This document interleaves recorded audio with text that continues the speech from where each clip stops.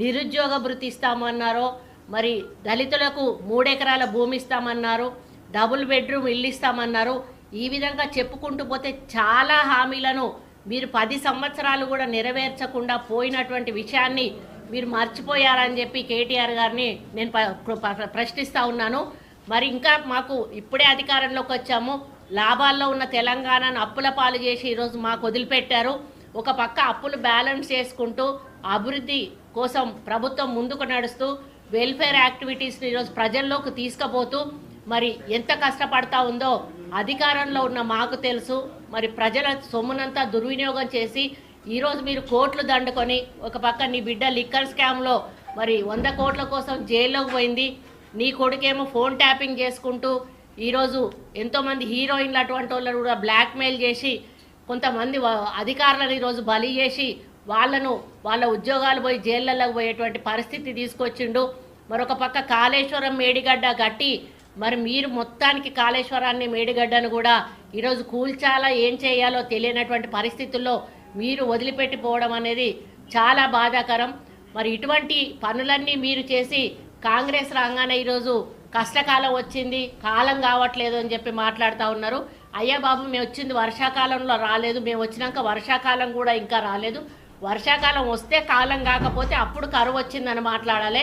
ఇప్పుడున్న పరిస్థితులలో రైతులు పంట హాలిడే ఇచ్చినా కూడా కొంతమంది రైతులు వేసుకున్నారు, పంట వేసుకోవడం వల్ల వాళ్ళు ఎండిపోయింది. ఎందుకంటే టేలెంట్కు వాటర్ రావు, మీరు వేసుకోకండి అని కూడా ప్రభుత్వం చెప్పినా కూడా వాళ్ళు వేసుకోవడం జరిగింది. మరి నాకు ఎలాంటి ఇల్లీగల్ వ్యవహారాలతో నాకు సంబంధం లేదు. ఫోన్ ట్యాపింగ్ అని చెప్పి లీకు వీరుడు రేవంత్ రెడ్డి గారు పాపం డైరెక్ట్గా ప్రెస్ కాన్ఫరెన్స్ పెట్టే దమ్ము లేదు, డైరెక్ట్గా ఆధారాలు ప్రజల ముందు పెట్టే దమ్ము లేదు, ఏముందో విషయం ఎవరికి తెలియదు. పోలీస్ రిమాండ్లో ఉన్న వాళ్ళకి కూడా ఫోన్లకు వెళ్ళి మీకు లీకులు వస్తాయి. ఈయన లీకు వీరుడు.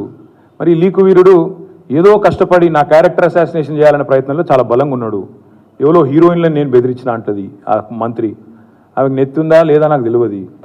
నాకు అంత కర్మ ఏంది, నాకు ఈ దిక్కుమాలిన పనులు చేయాల్సిన పరిస్థితి ఏంది, నాకు ఎలాంటి ఫోన్ ట్యాపింగ్ వ్యవహారంతో నాకు ఎలాంటి సంబంధము లేదు. ఈ అడ్డమైన మాటలు ఎవరైనా మాట్లాడితే, చెత్త మాటలు ఎవరైనా మాట్లాడితే వారు మంత్రి అయినా ముఖ్యమంత్రి అయినా తాట తీస్తాము, లీగల్గానే చూసుకుంటాం. తాట తీస్తామంటే మళ్ళీ మీరు ఇదే యూట్యూబ్లో తమ్మునీళ్ళు పెట్టి తాట తీస్తామన్నాడు, ఈయనకు అహంకారం ఎక్కువ అని చూపెడకూరి. అదే వినండి, తొందరపడకండి. తప్పకుండా లీగల్గానే ఎదుర్కొంటాం, న్యాయపరంగానే ఎదుర్కొంటాం. మాకు ఎవరిని బెదిరించాల్సిన అవసరం కానీ ఎవరిని ట్యాపింగ్ చేయాల్సిన అవసరం కానీ లేదు. కానీ దయచేసి మీడియా మిత్రులు నేను కూడా కొడతా ఉన్నా.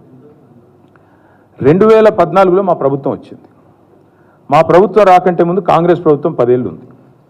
ఆనాడు కాంగ్రెస్ ప్రభుత్వంలో దయచేసి ఇది గుర్తుపెట్టుకోండి, రాయండి, మీరు కావాలంటే మీ ఆర్కైవ్స్లోంచి తీయండి. ఆనాడు కిరణ్ కుమార్ రెడ్డి గారు 2011లో ముఖ్యమంత్రిగా ఉన్నప్పుడు మేము ఆరోపణలు చేయాల. కాంగ్రెస్ ఎంపీలు ఆనాడు ఈరోజు కాంగ్రెస్ ప్రభుత్వంలో మంత్రులుగా ఉన్నవాళ్ళు, ఎమ్మెల్యేలుగా ఉన్నవాళ్ళు, కోమటిరెడ్డి రాజగోపాల్ రెడ్డి, డాక్టర్ వివేక్, గడ్డం వివేక్, అదేవిధంగా పొన్నం ప్రభాకర్ గారు ఈరోజు మంత్రి. వీళ్ళు ముగ్గురు ఆనాడు ఆరోపణ చేసినారు. సుఖేందర్ రెడ్డి గారు కూడా ఉన్నారు అనుకుంటా. అప్పుడు మా ఫోన్లను ట్యాపింగ్ చేస్తున్నాడు కిరణ్ కుమార్ రెడ్డి, తెలంగాణ కాంగ్రెస్ ఎంపీల ఫోన్లను ట్యాపింగ్ చేస్తున్నాడు కిరణ్ కుమార్ రెడ్డి అని చెప్పి ఆనాడు కాంగ్రెస్ ఎంపీలు అప్పటి కాంగ్రెస్ ప్రభుత్వం మీద ఆరోపణ చేశారు. సరే, ఆ తర్వాత ముఖ్యమంత్రి గారు నేను చేయట్లేదు అన్నాడు, అది వేరే విషయం. నేను రేవంత్ రెడ్డి గారిని కూడా కోరుతా ఉన్నా, మీరు 2014 నుంచి ఎందుకు, అంతకుముందు మీ వాళ్ళే ఆరోపణ చేశారు కదా, 2004 నుంచి తీయండి. ఫోన్ ట్యాపింగ్ ఏమేమి జరిగింది, ఎక్కడెక్కడ జరిగింది, 2004 నుంచి ఏమేమి కుంభకోణాలు జరిగినాయి, లంబకోణాలు జరిగినాయి అన్నీ తీయండి. ఇంకొక మాట కూడా నేను మిత్రులారా మీకు గుర్తు చేస్తా ఉన్నా, అధికారులు మారలేదు, ప్రభుత్వం మారింది, పార్టీ మారింది. ఇదే శివధర్ రెడ్డి ఈరోజు ఇంటెలిజెన్స్ డీజీ అనుకుంటే ఇప్పుడు ఆయన, ఆనాడు ఇంటెలిజెన్స్ ఐజీగా ఉన్నారు కేసీఆర్ గారి గవర్నమెంట్లో. ఈరోజు టీఎస్పీఎస్సీ చైర్మన్గా ఉన్న మహేందర్ రెడ్డి గారు ఆనాడు రాజశేఖర్ రెడ్డి గారి గవర్నమెంట్లో ఇంటెలిజెన్స్ ఐజీ, ఆ తర్వాత మా ప్రభుత్వంలో డీజీ, హైదరాబాద్ సిపి. మరి ఈరోజు డీజీపీగా ఉన్న రవి గుప్తా గారు ఆనాడు హోమ్ సెక్రటరీ. వీరందరూ కూడా మరి ఈరోజు మా మీద చేసే ఆరోపణలు కానీ, ఇష్టం వచ్చినట్టు ఇచ్చే లీకులు కానీ, మాట్లాడుతున్న మాటలు కానీ, ఆ రోజు అధికారుల ప్రమేయం నిజంగానే జరిగింది అనుకుంటే ఒక్క నిమిషం, ఈ అధికారులకు ఎవరికి తెలియదా, వారెవరు బాధ్యులు కాదు, ఒక కేసీఆర్ గారు మాత్రమే బాధ్యుడు అనే లైన్లో ఇవాళ ఏదైతే లీకులు ఇస్తున్నారో లీకు వీరుడు, నేను అడుగుతా ఉన్నా. మరి మహేందర్ రెడ్డి గారు, శివధర్ రెడ్డి గారు, రవి గుప్తా గారు, ఇంకా చాలామంది ఉన్నారు, సజ్జనార్ గారు ఆనాడు ఎస్ఐబి చీఫ్, వీళ్ళందరూ ఉన్నారు. మరి అధికారులు అధికారులే మారలేదు కదా. ఫోన్ ట్యాపింగ్ నేను డిమాండ్ చేస్తున్నా ఈ ప్రభుత్వాన్ని. మీకు చిత్తశుద్ధి ఉంటే 2004 కెళ్ళి మొదలుపెట్టు. ఏమేమి ట్యాపింగ్లు జరిగినాయి నేను నా ఆరోపణ కాదు కదా. ఈరోజు నీ ప్రభుత్వంలో నీ పక్కన కూర్చున్న పొన్నం ప్రభాకర్ గారే ఆ రోజు ఆరోపణ చేసిండ్రు. ఏమని? ఆనాడు కిరణ్ కుమార్ రెడ్డి ప్రభుత్వం నా ఫోన్ ట్యాపింగ్ చేస్తుంది. మరి అది వాస్తవమా కాదా? బయటికి తీ, విచారణ గ్యాంబిట్ పెంచు.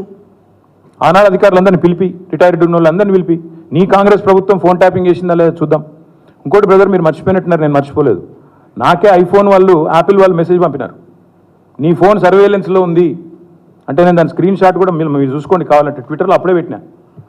నా ఒక్కడికే రాలేదు, అసదుద్దీన్ ఓవైసీకి వచ్చింది, ఇంకా కొంతమంది మిత్రులకు ఇక్కడ తెలంగాణలో కూడా మీ ఫోన్లు సర్వేలెన్స్లో ఉన్నాయి, జాగ్రత్త, మీ ఫోను హ్యాక్ అయింది అని నాకు 2022లోనో 2023లోనో వస్తే నేను బయట కూడా పెట్టినది. ఇప్పుడు ఆపరేషన్ లేకుండానే మోకాళ్లకు ప్లాస్మా ట్రీట్మెంట్, మీ ఆర్థోపెటిక్ సమస్యలన్నిటికీ రోబోటిక్ టెక్నాలజీ ద్వారా తక్కువ ఖర్చుతో శాశ్వత పరిష్కారం, ఫ్రీ కన్సల్టేషన్, ప్రతి ట్రీట్మెంట్ పై 20% డిస్కౌంట్. ఈ ఆఫర్ కొద్ది రోజులు మాత్రమే, త్వరపడండి. V9 hospitals 9281465842.